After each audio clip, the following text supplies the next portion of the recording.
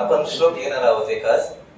भगवद्गीतेचा अध्याय हा 9वा आहे आणि यामधला 30 नंबरचा श्लोक आहे. भगवद्गीता जशी आहे तशी अध्याय 9 श्लोक संख्या 30. अपि चेत् सुदुराचारो भजते माम् अनन्यभाक् साधुरेव समन्तव्यः सम्यग्व्यवसितो हि सः. अपि चेत् सुदाचारो भजते माम् अनन्यभाक् साधुरेव समन्तव्यः सम्यक् व्यवसितो हि सः. अपि चेत् सुदुराचारो भजते माम् अनन्यभाक् साधुरेव समन्तव्यः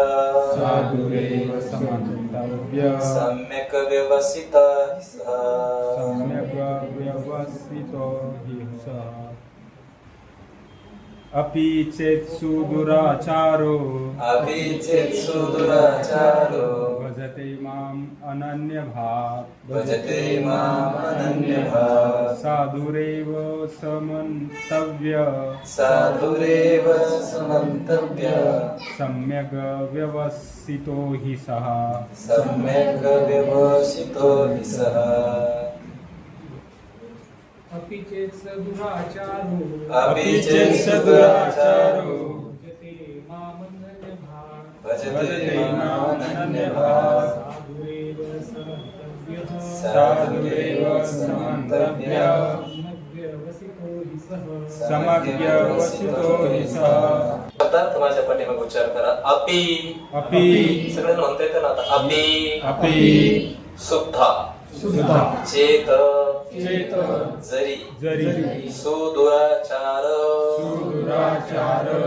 अत्यंत निंद्य कर्म करणारा भजते भक्तीमध्ये युक्त झाला असे माम माझी अनन्य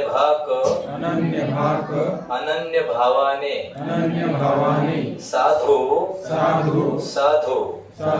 एव निश्चितच सह तो मंतव्य समजला पाहिजे सम्यक पूर्णपणे व्यवस्थितः निश्चयी ही निश्चितच स तो.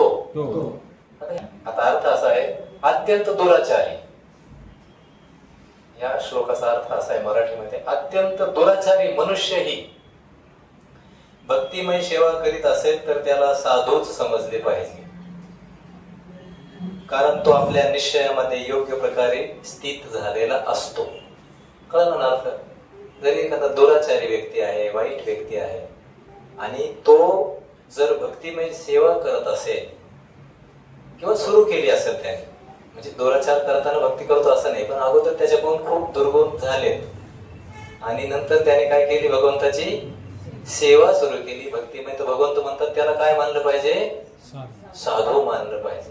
कारण का तो योग्य प्रकारे स्थित झालेला असतो. जर भक्तीमध्ये दृढ असेल तर तो कोण आहे, साधू रे भगवंत म्हणतात. अर्थात प्रभुपाजी तात्पर्यामध्ये असं लिहितात, या श्लोकातील जो सुदुराचार शब्द आहे हा समजून घेतला पाहिजे सर्वांनी, कारण महत्वपूर्ण आहे.